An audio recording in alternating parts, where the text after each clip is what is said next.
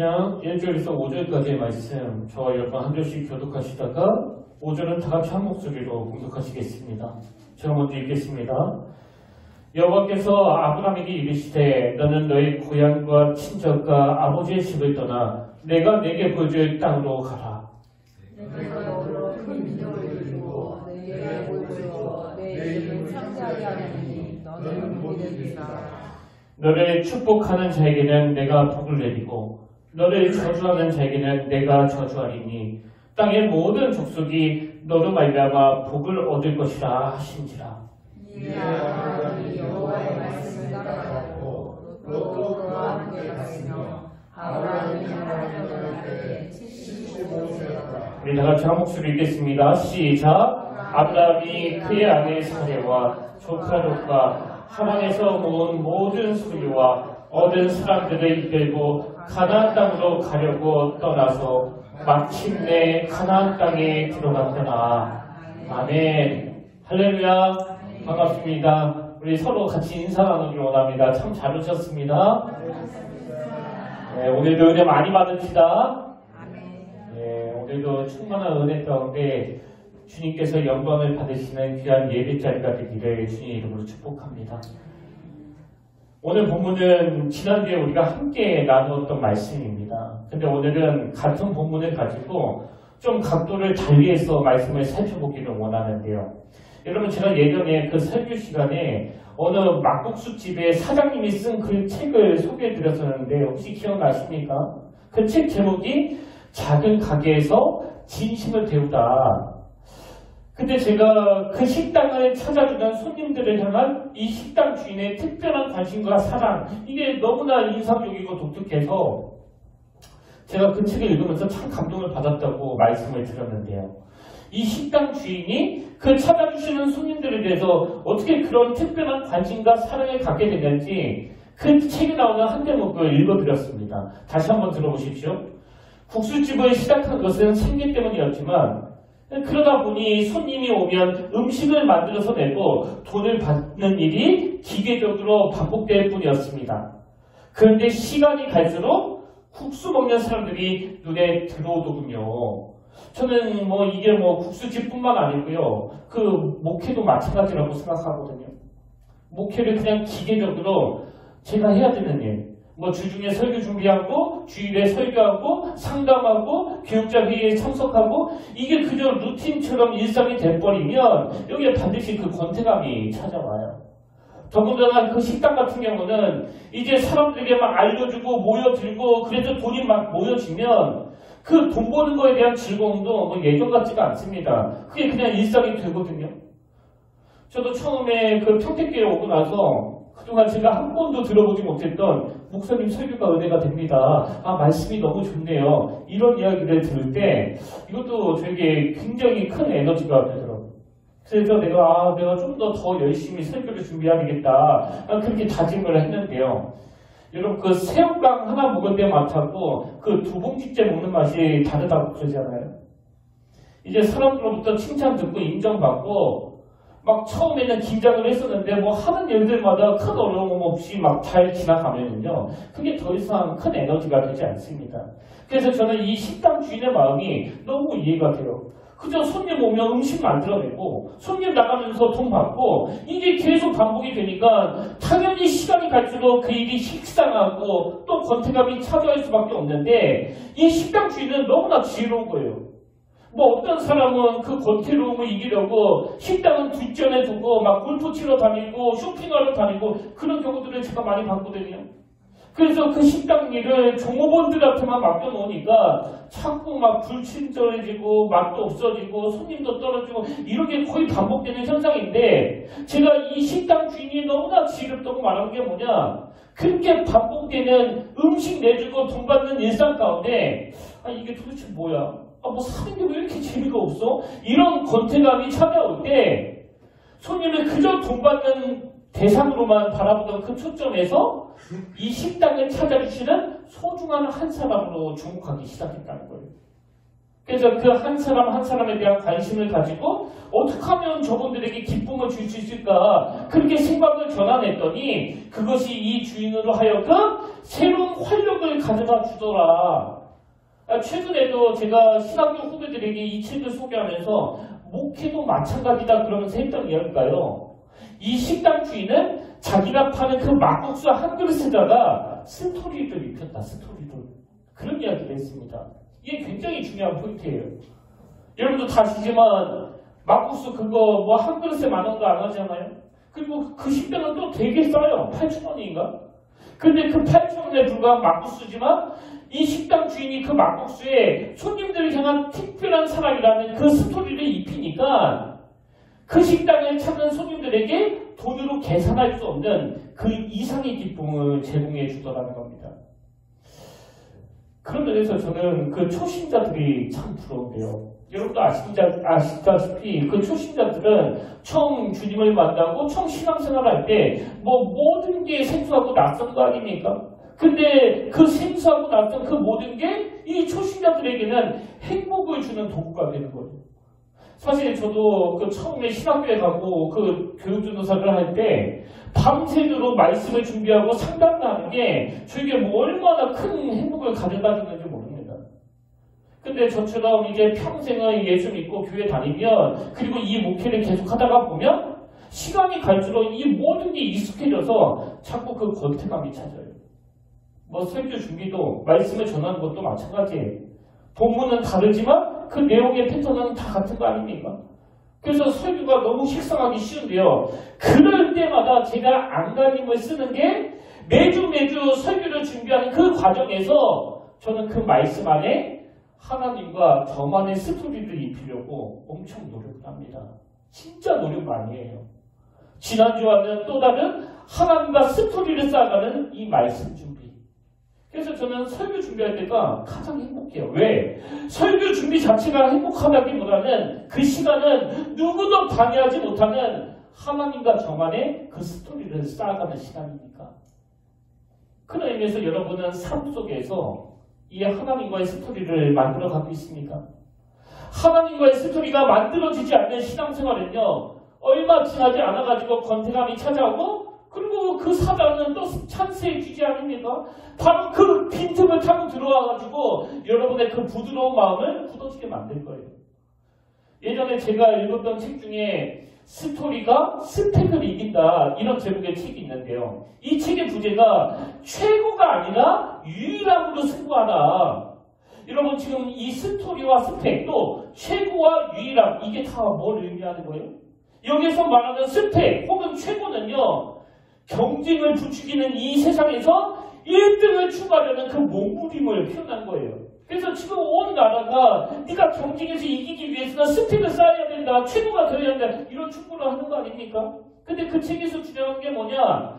경쟁이 만연한 이 땅에서 스펙보다는 너만의 독특한 스토리를 만드는 것이 중요하다. 이걸 추구하는 거예요.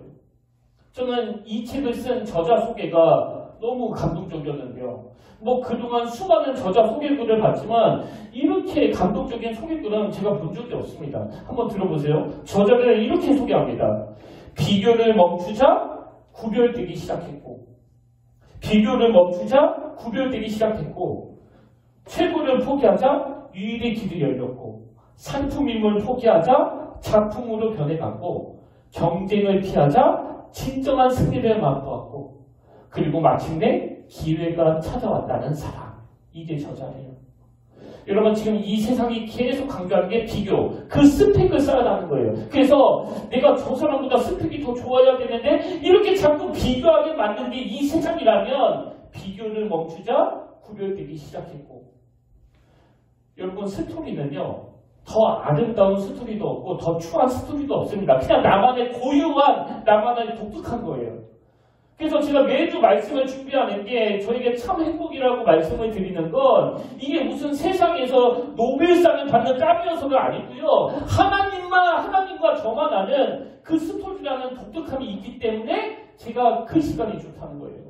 그리고 그 다음에 보니까 최고를 포기하자 유일의 길이 열렸고 최고를 추구할 때는 보이지 않았던 나만의 유일한 길. 그리고 또 이게 아름답잖아요. 상품임을 포기하자 작품으로 변해갖고. 여러분 오늘 사단이 예수 믿는 우리에게 노리는 목표는 딱 하나예요. 우리를 상품으로 전락시켜버리는 거예요. 전락시켜버리는 거. 그래서 우리를 향해서 자꾸 그 값을 매기는 거 아닙니까? 너는 A급이야. 너는 B급이야. 너는 쌀구려야. 근데 작품은요. 여러분 가격을 매기지 않습니다. 왜? 그 고유의 독특성이 있기 때문에. 그래서 여러분 우리가 오늘 이 사단의 전략에 놀아나시면 안 돼요. 우리는 상품이 아닙니다. 작품이에요. 작품.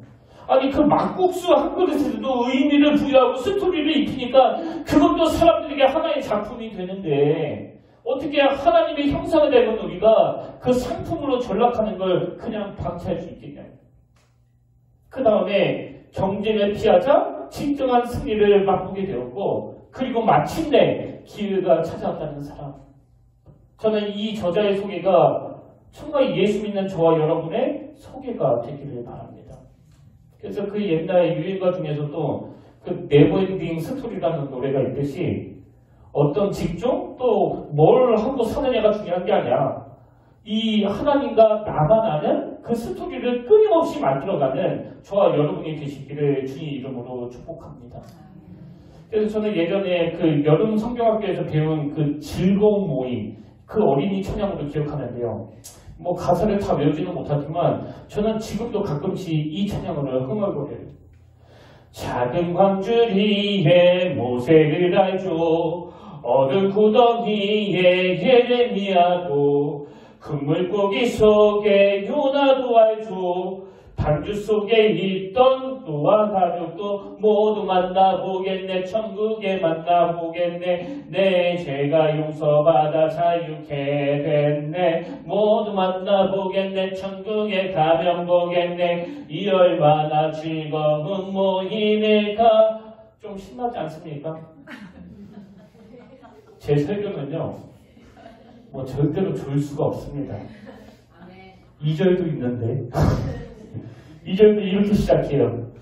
괴고 장사였던 삼손을 알죠. 기도할 줄 알던 엘리야 손지. 사자굴에 갇혀 있던 다니엘. 물맷돌로 거인 죽였던 다윗. 모두 만나보겠네. 천국에 가면 보겠네. 내 죄가 용서받아 자유케 됐네. 모두 만나보겠네. 천국에 가면 보겠네. 이 얼마나 즐거운 모임일까. 뭐 청년들한테 불렀을 때는 굉장히 큰 박수가 나는데 감사합니다. 뭐 저는 이 가사 끝까지 외우지는 못하지만요. 그리고 음정도 자꾸 틀리지만 한 번씩 지칠 때마다 이 찬양을 흥얼거리는데요. 여러분 왜 흥얼거리는지 아십니까? 여기 나와 있는 작은 광주리의 모세, 어두운 구덩이의 예레미야, 큰 물고기 속의 요나, 방주 속에 있던 노아 가족, 또 크고 장사했던 삼손, 기도할 줄 알던 엘리야 선지, 사자굴에 갇혀있던 다니엘, 물맷돌로 거인을 죽였던 다윗, 이 믿음의 인물들 하나하나가 뭐 그 누구와 경쟁하는 것도 없고 누가 더 훌륭하고 누가 덜 훌륭하고도 없고 이 한 사람 한 사람 한 사람마다 딱 한마디로 특징 지어지는 하나님과 자기만 아는 그 스토리가 있는 거예요. 그 스토리가. 그리고 하나님과 함께 쌓아갔던 그 고유의 스토리가 있기 때문에 이 모든 인물들이 너무나 아름다운 거거든요. 오늘 세상은 저와 여러분 보고 경쟁에서 이기기 위해서 너 1등 해야 된다. 그리고 1등 하려면 너 스펙 쌓아야 된다. 뭐 오죽하면 제가 그 책에서 보니까 어느 부모님은 자녀에게 초등학교 4학년 때부터 이 스펙 쌓는 걸 강요했다고 그러는데 여러분 다시 말씀드립니다. 우리가 이 땅을 살아가면서 해야 되는 일은요. 하나님과 함께 지루할 수 없는 그 스토리를 만드는 거예요. 교리를 왜 익혀야 되는지 아세요? 교리를 알아야 하나님에 대한 정확한 정리가 되기 때문이고 그리고 그게 정리가 돼야 하나님과 스토리를 만들 때 막 중구난방으로 무슨 이념에 빠지거나 신비주의에 빠지거나 그러지 않기 때문이에요. 그래서 여러분 지금부터라도 이 교리 공부하셔야 돼요. 책 구해서 다 할 수 있습니다. 그리고 그냥 그 교리의 바다에 빠져버리면 안 되고요. 이론으로 빠지지 아니하고 그 귀한 교리를 가지고 하나님과 스토리를 만드는 그 도구로 써야 된다는 거예요. 그래서 저는 정말 오늘 이 말씀을 준비하면서 하나님 앞에 이런 기도가 나오더라고요. 하나님, 우리 성도님들이 오늘 그저 이 1시간 예배드리고 끝이 아니라 일주일 내내 하나님과 또 하나의 스토리를 만들어가기를 원합니다. 제가 아까 말씀드렸잖아요. 우리 인생의 궁극적인 목표는 성경에 나오는 그 수많은 믿음의 인물들처럼 하나님과 나만 아는 그 스토리를 만드는 거예요. 그래서 저는 지난주에 나누었던 오늘 본문 말씀을 이 각도로 한 번 더 살펴보려고 하는데요. 자, 창세기 12장 1절에서 하나님이 이렇게 말씀하십니다. 여호와께서 아브라함에게 이르시되 너는 너의 고향과 친척과 아버지의 집을 떠나 내가 내게 보여줄 땅으로 가라. 그랬더니 4절 이에 아브라함이 여호와의 말씀을 따라갔고, 여러분 여기 나와 있는 이에라는 접속사의 의미가 뭔지 아시겠습니까? 이에 아브라함이 여호와의 말씀을 따라갔고, 이거는요 하나님이 아브라함에게 너 나와 함께 그 스토리를 만들어 보지 않을래? 그렇게 툭 던지신 하나님의 제안에 대하여 아브라함이 이에 좋죠. 그런 긍정적인 반응이 담겨있는 표현이에요. 그리고 아브라함이 이 하나님의 제안에 이해라는 반응을 보인 그 순간부터 그 하나님과 아브라함만의 그 스토리가 만들어지기 시작하는 겁니다. 이건 뭐 저도 마찬가지 아닙니까? 하나님이 저에게 너 목사가 되지 않을래? 너처럼 힘든 삶을 살아가고 있는 그 청소년들을 좀 돕지 않을래? 뭐 강제로 시키시는 게 아니에요. 너 목사가 돼서 다른 사람들을 도와주는 그 일을 나와 손잡고 하지 않을래? 그랬을 때 말씀드렸잖아요. 제가 곧장 이해로 반응해서 2학년 때 신학교로 편입한 거예요. 그리고 그때부터 지금까지 하나님과 저와의 스토리가 계속 쌓여지고 있는데, 여러분 제 목회 여정을 딱 뒤돌아보면요, 뭐 지금도 마찬가지지만 저에게는 너무나 행복하고 그 즐거웠던 기억으로 남아있거든요. 근데 여러분 한번 집에 가셔서 성경에서 아브라함이 하나님 앞에 이해라는 반응을 보이고 나서 아브라함 인생에 어떤 일이 있었는지 한번 찾아보세요. 뭐 아브라함 인생이 고생 끝? 행복 시작? 이거 아닙니다. 막 기근도 오고요. 또 아내를 누이라고 속였다가 사람들 앞에서 망신도 당하고요. 희노애락 그 자체예요. 그럼 왜 하나님과 스토리를 만들어 가는데 막 상처받는 일도 생기고 어려운 일도 당하고 그러느냐? 저는 이 질문을 던지면 항상 떠오르는 게 예전에 그 초등학생 때 갔던 그 소풍이에요. 소풍. 뭐 지금 생각해보면 비록 다 그 식어 빠진 사이다와 김밥 몇 줄 싸가지고 간 그 소풍길이지만, 그러니까 어떤 날은 막 소풍을 가는데 예상치 못한 막 폭우가 쏟아져가지고 막 옷도 홀라당 젖고 막 비명 지르면서 그 나무 그늘로 피했던 소풍길이지만, 이 모든 것이 내 인생에 그 너무너무 아름다운 기억으로 남아있거든요. 아마 제가 혼자 걸어갔다면, 그러다가 폭우를 만났다면 그건 하나도 재미없는 사건이었을 거예요. 근데 그게 제게 왜 아름다운 추억이 됐느냐? 뭐 김밥이 맛있어서가 아니고요. 그 사이다 맛이 뭐 기똥차서도 아니고 내 친구들하고 함께 했잖아요. 내 친구들하고. 사랑하는 사람과 함께하는 그 모든 건 다 추억이에요. 그래서 친구들하고 깍 하면서 막 비명 지르면서 같이 손잡고 그 나무 그늘을 찾던 그 모든 게 저에게는 잊혀지지 않는 추억이 된 거예요. 여러분, 우리가 예수 믿으면서 자꾸 복 달라고, 평안한 길 가게 해달라고, 어려운 일을 안 겪게 해달라고 그러는 건 그 신앙생활의 묘미를 잘 모르는 거예요. 하나님과 함께 그 폭우도 만나보고 그냥 운강에 빠져보기도 하고 또 어떻게 건져주시는가도 경험도 해보고, 이 모든 게 하나님과 만들어가는 스토리예요. 그래서 저는 저와 여러분이 그동안 하나님과 스토리를 만들어간다는 게 뭘 말하는 건지 몰랐다면 오늘부터라도 제대로 인식해서 이 스펙을 쌓는 신앙생활 말고 어느 순간에도 나와 함께 하시는, 나와 아름다운 추억을 쌓기를 원하시는 그 하나님과 동행하는 신앙생활을 꼭 영위해 나가시기를 바랍니다. 그런 의미에서 우리가 하나님과 함께 이 스토리를 만들기 위해서 이 세 가지 요소를 꼭 기억하셔야 된다고 생각하는데요. 자, 하나님과 함께 만들어가는 그 스토리의 첫 번째 특징이 뭐냐? 여러분 꼭 기억하셔야 됩니다. 그 스토리의 주도자는 하나님이시라는 거예요. 하나님과 함께 스토리를 만들기 전에는 내가 주도자였는데, 하나님과 함께 만들어가는 그 스토리에는 주도자가 바로 하나님이십니다. 오늘 본문 1절에서도 하나님이 주도하세요. 먼저 아무 준비가 안 되어 있는 아브라함에게 여호와께서 아브라함에게 이르시되 너는 너희 고향과 친척과 아버지의 집을 떠나 그 다음이 중요해요. 누가 주도하십니까? 내가 내게 보여줄 땅으로 가라. 그리고 2절 3절도 마찬가지입니다. 내가 너로 큰 민족을 이루고 지금 우리말 성경에는 이 내가가 막 하도 반복돼가지고 그냥 빼버렸는데요. 사실은 번역하면서 빼면 안 되는 걸 뺀 거예요. 히브리어로 보면 원문으로 보면 2절을 다시 보십시오. 내가 너로 큰 민족을 이루고 내가 내게 복을 주어 내가 네 이름을 창대하게 하리니 너는 복이 될지라. 너를 축복하는 자에게는 내가 복을 내리고 너를 저주하는 자에게는 내가 저주하리니 땅의 모든 족속이 너로 말미암아 복을 얻을 것이라 하신지라. 여러분 지금 창세기 12장 1절부터 3절까지 그 번역하는 분이 그 의미를 잘 몰라가지고 몇 개 빼버렸지만 하나님이 아브라함과 스토리를 만들어가기로 작정하시고 나서 계속 반복해서 강조하시는 말씀이 내가예요. 내가. 그래서 많은 성도님들이 이 창세기 12장을 읽으면서 자꾸 복이 될지라 이게 주제어다 이게 주제어 혹은 떠나가라 가라 이게 주제어다 이렇게 오해하시기도 하고 또 많은 목사님들이 이 창세기 12장을 주로 복설교할 때 본문으로 잡는데요. 모든 성경이 그렇지만 특히 창세기 12장 1절부터 5절까지 해서 가장 중요한 주제어는 복이 되라 가라 이게 아니고 내가가 주제어예요. 내가가 그 스토리를 주도하시는 하나님.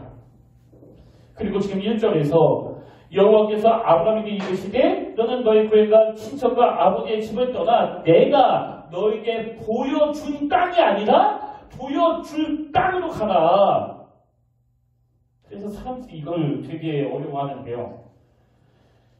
여러분 사실 하나님이 다 보여주신다면 그게 무슨 재미예요 그게. 제가 그 영화 볼 때 제일 싫어하는 부류가 있는데요. 가끔씩 주변에 그런 친구들 있잖아요. 자기는 이미 그 영화를 봐서 그 스토리를 알고 있어요. 근데 저는 그 처음 보는 영화입니다. 그래서 제가 막 기대감을 가지고 막 흥미진진하게 보고 있는데 자꾸 옆에서 그런 이야기를 하는 거예요. 저 사람 조금 이따 죽는다. 어? 저 사람 조금 이따 이제 넘어진다. 아무리 옆에서 하지 말라고 그렇게 이야기를 해도 그 사람은 그게 또 재밌나 봐요. 지금 이 설교를 듣고 양심에 찔린 멈추지 않고 막 계속 하는 거예요. 여러분 제가 지금 무슨 이야기를 드리고 싶은지 아시겠죠? 여러분 하나님께서 내가 너에게 보여줄 땅으로 가라 이렇게 말씀하실 때 너무 힘들어하지 마세요. 아니 내가 그 미지의 세계를 뭘 믿고 가느냐고 이건 모르고 하는 소리예요. 보여줄 땅 다 안 알려주셨기 때문에 그게 아름다운 스토리가 되는 거 아닙니까? 우리는요 그저 그 고비고비 그 순간순간 하나님이 어떻게 인도해 주시는가를 기대하는 거예요. 기대하는 거. 그래서 이 주도자 되시는 하나님을 이 모세가 경험했기 때문에 백성들에게 이런 고백을 하는 거 아닙니까? 출애굽기 14장 13절 모세가 백성에게 이르되 너희는 두려워하지 말고 가만히 서서 여호와께서 오늘 너희를 위하여 행하시는 구원을 보라. 그 다음에 14절 여호와께서 너희를 위하여 싸우시리니 너희는 가만히 있을지어다. 이게 그냥 놀고 먹으라는 뜻이 아니고요. 제가 종종 그런 간증을 드리잖아요. 어떤 일에 대하여 그게 교회이든 뭐든 간에 내가 가진 지혜로 내가 가진 명철로 해결하려는 그 본능이 올라올 때마다 김의수 제발 너 정신 차려 가만히 좀 있어. 좀 설치지 말고 이게 상징적으로 너희는 가만히 있을지어다예요. 그래서 우리가 하나님과 스토리를 만들기 위해서는 이 스토리를 전개해 나가시는 주도자가 바로 하나님이시라는 것을 꼭 기억하셔야 되고요. 두 번째로 하나님과 만들어가는 그 스토리에 반드시 필요한 도구가 있는데 그 도구는 하나님의 말씀이라는 겁니다. 하나님의 말씀, 이게 도구예요. 저는 오늘 본문에서 참 흥미로운 표현 하나를 발견했는데요. 자, 4절에 다시 한번 보십시오. 흥미로운 표현이 뭐냐? 이에 아담이 여호와를 따라갔고, 여러분 이렇게 기록되어 있습니까? 뭐가 흥미로워요? 여호와를 따라갔고가 아니라 여호와의 말씀을 따라갔고예요. 이 차이를 아시겠습니까?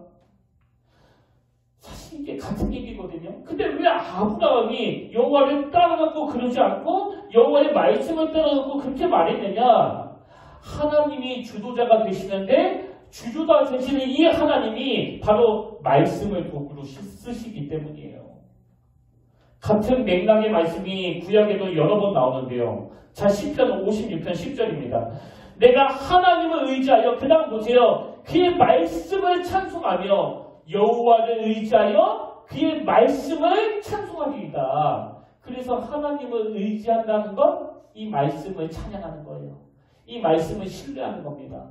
그러면 신명기 30장 20절 내 하나님 여호와를 사랑하고 너의 하나님을 네가 그렇게 사랑한다면 그의 말씀을 청종하며 또 그를 의지하라. 그래서 내가 나가 하나님을 의지합니다. 이 고백 속에는요, 내가 하나님의 말씀에 귀를 기울이겠다는 그 고백이 담겨있는 거예요. 왜 아브라함이 여호와를 따라갔고 그러지 않고 이 여호와의 말씀을 따라갔고 그렇게 기록했는지 아시겠죠? 여러분 정말 하나님을 사랑하세요? 그렇다면 말씀을 사랑해야 돼요. 여러분 정말 하나님을 의지하세요? 그렇다면 말씀을 의지해야 돼요. 오늘 한국교회의 위기는요, 뭐 사람이 안 보이는 게 문제가 아니고 이 말씀을 너무 모른다는 거예요. 이 말씀이 도구인데 이 도구를 다 잃어버렸다는 거 아닙니까?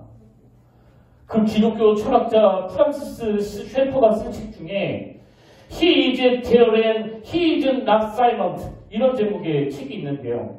이거 우리말로 번역하면 거기 계시며 말씀하시는 하나님이에요. 거기 계시며 말씀하시는 하나님. 그래서 저는 이 책 제목을 묵상하다가 제 인생에 눈물을 쏟게 만드는 은혜의 찬양이 생각나는데요. 우리가 종종 불렀던 찬양이에요. 주님 나를 부르시니 두려움 없이 배서나가리라. 주님 나를 부르시니 주님 내게 오라시니 주님 보고 계시기에 의심치 않고 바다를 걸어가리라.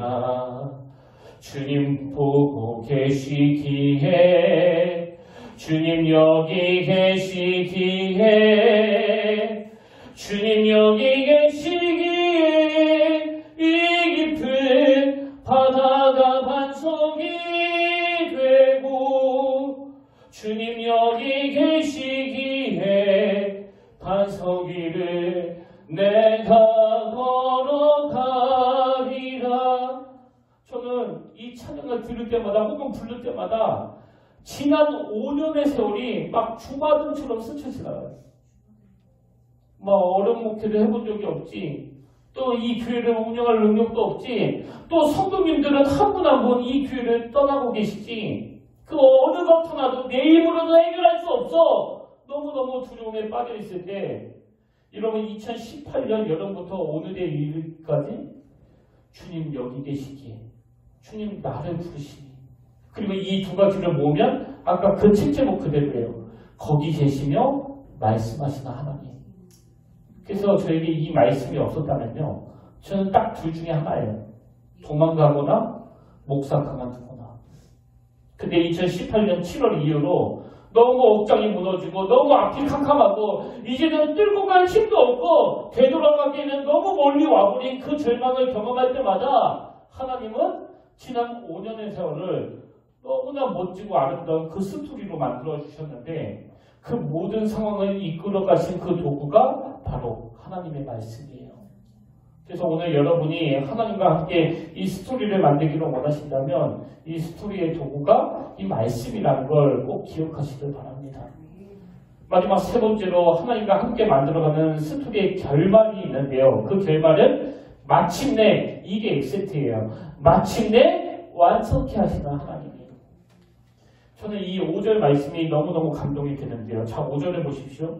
아브라함이 그의 아내 사레와 조카 롯과 하란에서 모은 모든 소유와 얻은 사람들을 이끌고 가나안 땅으로 가려고 떠나서 마침내 가나안 땅에 들어갔더라. 여러분, 이 짧은 마침내 이 한마디 안에는 너무나 많은 스토리가 농축되어 있는 거 아닙니까? 믿음이 있는 것 같은데 믿음이 없는 아브라함. 순종을 너무 잘하는 것 같은데 순종하지 않는 아브라함. 하나님의 말씀만 보고 가는 것 같은데 자기 생각으로 똘똘 뭉쳐있는 이 아브라함. 이 미숙함이 많은 아브라함이 마침내 가나안 땅에 들어갔더라. 여러분, 이 한마디 안에는요, 그 연약한 아브라함에 대하여 오래 참아주시는 그 하나님의 마음에 다 녹아져 있는 거 아닙니까? 그리고 이 마침내 이 한마디 안에는 데살로니가전서 5장 24절 너희를 부르시는 이는 미쁘시니 너희를 부르시는 이는 신실하시니 그가 또한 이루시리라. 이 말씀에 녹아있는 거거든요. 그런 의미에서 아마 이 노래 다 아실 것 같은데요. 인생은 미완성 쓰다가 많은 편지. 오늘 참 노래를 많이 부르는 한데 굉장히 히트를 친 노래 아닙니까? 제가 이 마침내라는 말씀을 묵상하다가 내가 또 이 유행가 가사에 감동을 받는 건 뭐 근래 처음이에요. 이 그 가사가 너무 은혜가 되는 겁니다. 가사를 한번 보세요. 계속 반복되는 게 이겁니다. 인생은 미완성 쓰다가 많은 편지. 또 인생은 미완성 부르다 못는 노래. 또 인생은 미완성 그리다 많은 그림. 또 인생은 미완성 새기다 많은 조각. 이게 뭘 말하는지 아시겠죠? 우리 인생은 이렇게 미완성으로 끝날 수밖에 없다는 거예요. 여러분, 우리는요, 죄성으로 인해서 우리 인생을 완성할 수 없습니다. 우리는 미완성 인생이에요. 그래서 쓰다가 많은 편지 같고 부르다 못는 노래 같고 그리다 많은 그림 같고 새기다 많은 그 조각 같은 게 참 가슴 아픈 우리 인생이지만, 근데 여러분, 저는 오늘 이 4절에서 마침내 가나안 땅에 들어갔더라, 이 스토리를 주관하시는 하나님의 마침내를 보면서 이 노랫말의 액센트가 달라진 거예요. 달라진 액센트를 한번 보시겠습니까? 인생은 미완성 쓰다가 많은 편지. 그래도 우리는 곱게 써가야 해. 인생은 미완성 부르다 못는 노래. 그래도 우리는 아름답게 불러야 해. 인생은 미완성 그리다 많은 그림. 그래도 우리는 아름답게 그려야 해. 인생은 미완성 색이다 많은 조각. 그래도 우리는 곱게 새겨야 해. 이 노랫말이 제 마음에 너무나 형언하기 어려운 그 많은 생각들을 교차하게 하더라고요. 왜? 제 인생이 이 두 액센트의 반복이었으니까요. 이것도 상징적으로 드리는 말씀인데요. 어제 저녁까지만 해도 내 인생은 미완성이야. 쓰다가 많은 편지 같아. 내 인생은 미완성이야. 도대체 부르다 못는 노래 같아. 내 인생은 미완성이야. 그리다 많은 그림 같아. 초라해. 내 인생은 미완성이야. 색이나만 조각 같아. 그래서 비참해. 이게 어디에 있었던 일이라면 그 다음날에 주님의 말씀이 내 심령을 관통하고 나니까 그 액센트가 어느덧 달라져 있는 거예요. 비록 내 인생은 부족해서 쓰다가 많은 편지 같지만 그래도 우리는 곱게 써가야 해. 비록 내 인생은 부족해서 부르다 많은 노래같이 초라하지만 그래도 우리는 아름답게 불러야 돼. 참 초라하기 짝이 없는 미완성 내 인생 그리다만 그림같이 참 볼품없지만 그래도 우리는 아름답게 그려야 해. 참 초라한 내 인생 색이다만 조각같은 인생이지만 그래도 우리는 곱게 새겨야 해. 이 말씀으로 이 용기를 부어주시기 때문에 제가 다시 일어날 수 있는 거예요. 그리고 이 용기의 원천으로 아브라함이 그의 아내 사레와 조카 롯과 하란에서 모은 모든 소유와 얻은 사람들을 이끌고 가나안 땅으로 가려고 떠나서 마침내 가나안 땅에 들어갔더라. 마침내 가나안 땅에 들어갔더라. 오늘 결론을 이렇게 맺기 원합니다. 여러분, 오늘부터 우리 하나님과 그 아름다운 스토리를 만들어가지 않으시겠습니까? 그렇다면 이 세 가지를 기억하셔야 돼요. 그 스토리의 주도자는 바로 하나님이시라는 거. 그리고 그 스토리의 도구는 말씀이라는 거. 그리고 그 스토리를 주관하시는 하나님께서 마침내 그 그림을 완성케 하신다는 거. 저는 이게 우리 인생의 스토리가 되기를 원합니다. 사실 저는 어제 오늘 새벽에 갑자기 그 아버지 생각이 나서 마음이 막 많이 울컥울컥했습니다. 왜 그러냐니까 지난주 화요일에 연회가 있어서 저도 거기에 참석을 했는데요. 거기서 제 인생에서 첫 전도사님, 제 목교에 계셨던 그 전도사님을 만난 거예요. 어릴 때 봤던 그 전도사님을 이제 세월이 지나서 다시 보는 거니까 여러분 뭐 얼마나 반가웠겠습니까? 그래서 막 저도 너무나 반갑고 그 목사님도 너무 반가워가지고 그 시절에 있었던 추억들을 하나하나 이야기하면서 뭐 오랜 시간 대화를 나눴는데요. 이야기를 들어보니까 제 모교에서 나온 이후로 꽤 오랜 세월 동안 그 중국 선교사로 계시더라고요. 그리고 지금 목회하시는 교회에 자리가 나서 담임 목사로 섬기고 계시는데 대화 도중에 대뜸 하시는 말씀이 지금 그 김영하 장로님은 어디 계시느냐고. 그래서 제가 저희 아버지 췌장암으로 작년 8월달에 소천하셨습니다. 그랬더니 막 깜짝 놀라시면서 아니 어떻게 이런 일이 있을 수 있느냐고 막 울먹울먹거리시는 거예요. 그러면서 이 목사님이 자기가 울먹인 이유에 대해서 말씀해 주시는데 무슨 이야기를 하시는가 하니까 이 목사님이 전도사 시절에 아들만 셋이 있었는데요. 그 당시 교회에서 받는 사례비로는 뭐 턱없이 부족한 거예요. 뭐 당연한 거 아닙니까? 아니 개척교회에서 전도사에게 무슨 큰 돈을 줬겠냐고요. 그래서 하루하루 참 힘들게 생활을 하는데 엎친 데 덮친 격으로 대학원 등록금까지 내야 되는 그런 상황이 되니까 내가 목회를 그만둬야 되나? 여기서 중단해야 되나? 이런 고민을 했다는 거예요. 근데 그 즈음에 저희 아버지가 갑자기 집에 방문하시더니 뭐 아무 말씀도 안 드렸는데 주머니에서 봉투 하나를 꺼내주시면서 목사님, 전도사님이죠 그때는 이거 등록금으로 사용하세요. 아직도 그 장면이 눈에 선하대요. 그러면서 그때 김영하 장로님이 등록금을 주시지 않았더라면 자기는 지금 목회를 못했을 거라고. 그동안 못 찾아뵈서 너무 죄송하다고 나오시더라고요. 제가 전에 말씀드렸던가요? 아버지 돌아가시고 나서 그동안 입으셨던 그 옷가지들을 다 정리하는데요. 바지가 3벌 나왔거든요. 바지가. 근데 그 바지 3벌이 다 남이 입다가 준 거예요. 남이 물려준 겁니다. 세탁소 일을 하셨던 어머니가 다 줄여주신 거더라고요. 그래서 그 아버지가 이 땅을 살아가면서 좀 풍족하게 누리다가 돌아가셨다면 글쎄요. 뭐 어느 회장처럼 땅도 많고 돈도 많고 옷도 많았다면 세상적으로 완성된 그림처럼 보였을지도 모르겠습니다. 제가 왜 새벽에 울컥울컥 했는지 아세요? 아버지가 아무것도 누리지 못하시다가 돌아가시던 그 순간은 인간적으로 세상적으로 그리다만 그림 같고 새기다만 조각 같고 부르다 멈춘 노래 같고 쓰다가만 편지 같았지만 이 스토리를 주관하시는 하나님께서 성경에 나오는 수많은 인생들에게 그 스토리를 입혀주신 것처럼 저희 아버지에게도 동일하게 형편이 어려운 전도사에게 등록금을 드린 김영하 장로라는 그 스토리를 입혀주셨기 때문에 오늘 이 설교를 준비하는 내내 아들인 제가 먼저 은혜를 받고 제가 받은 은혜를 여러분에게 너무 가슴 뜨겁게 전할 수 있다는 게 제 마음을 너무 울컥하게 만들더라고요. 그래서 저는 연세 드신 우리 성도님들에게 위로의 말씀을 드리며 오늘 말씀을 이 이야기로 마무리 맺기를 원하는데요. 여러분 나이는 들어가고 몸에 힘은 빠지고 아픈 곳은 점점 많아져가지고 뭐야 내 인생 그리다만 그림 같네 새기다만 조각 같네 그런 생각이 드세요? 절대 그렇지 않습니다.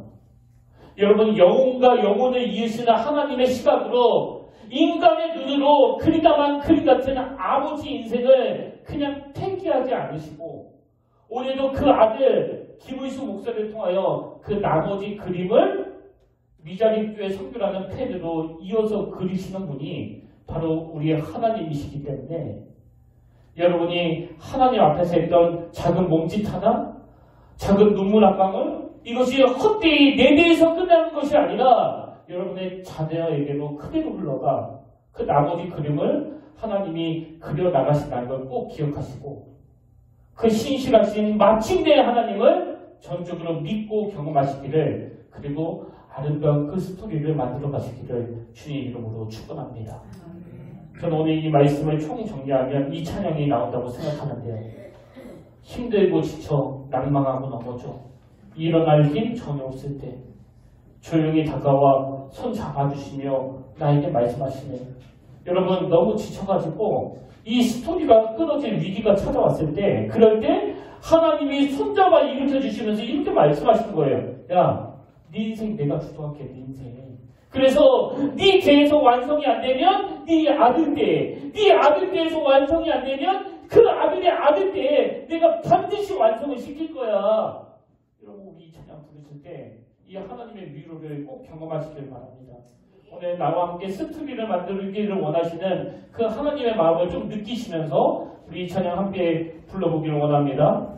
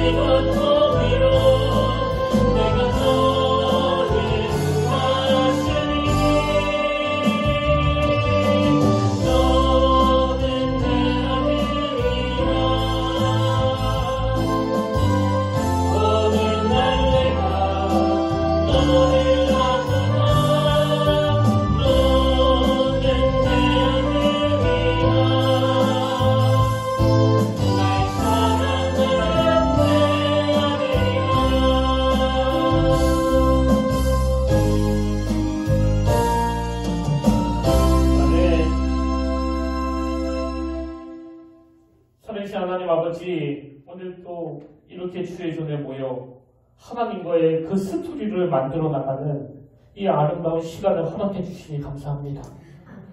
하나님, 우리를 향한 이 세상의 메시지가 자꾸 그 경쟁을 부추기고 비교하고 스펙을 강요하는 거라면 오늘 하나님의 말씀으로 말미암아 그 잘못된 인식들이 다 깨지기를 원합니다.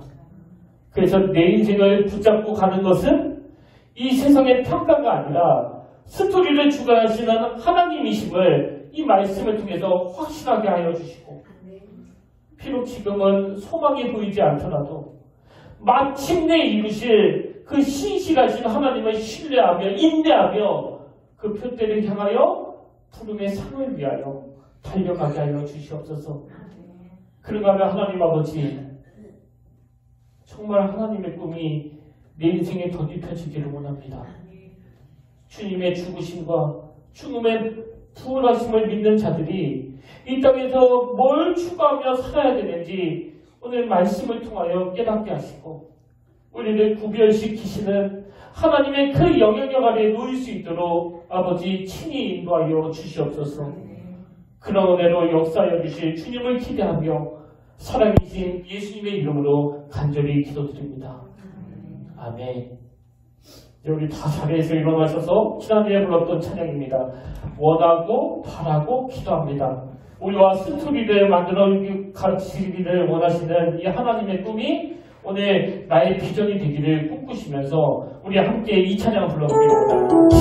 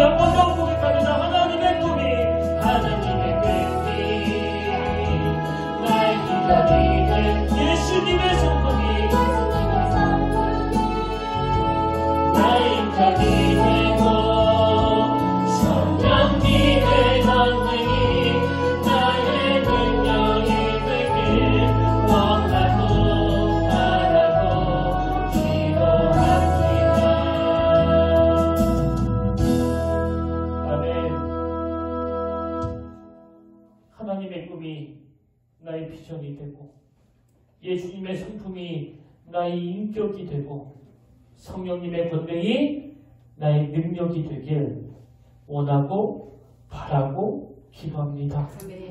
살아계신 하나님 아버지, 오늘 우리가 바랬던 그 모든 것들을 내려놓고 하나님이 원하시고 바라시는 걸 내가 꿈꾸기를 원합니다. 내 인생이 하나님과 함께 스토리를 만들어가기를 원합니다. 아버지, 그 일이 가능할 수 있도록 유일한 길이 되시고 진리가 되시는 하나님을 의지하며 그 말씀을 붙잡는 주님의 자녀들이 되게 하여 주시고 우리 인생의 그림을 주도하시는 그 하나님과 함께 하루하루 소중히 생각하며 그 아름다운 스토리를 만들어 갈 수 있도록 주관하여 주시옵소서. 그래서 이번 한 주간 선포된 말씀 앞에 이 아브라함처럼 이해로 반응하기로 결단하며 행동으로 옮기는 자들에게 하나님과의 또 다른 아름다운 스토리가 만들어지는 은혜의 때가 될 수 있도록 주님 함께하여 주시옵소서. 이제는 우리 주 예수 그리스도의 은혜와 하나님 아버지의 타없는 사랑과 성령님의 감동, 감화, 유효통 충만하심의 역사가 하나님과 함께 그 아름다운 스토리를 만들어가기로 결단하고 삶으로 주님을 예배하는 자가 되겠노라고 고백하며 예배하는 모든 주의 자녀들 머리 위에 지금부터 영원토록 함께 하시기를 간절히 축원하옵나이다.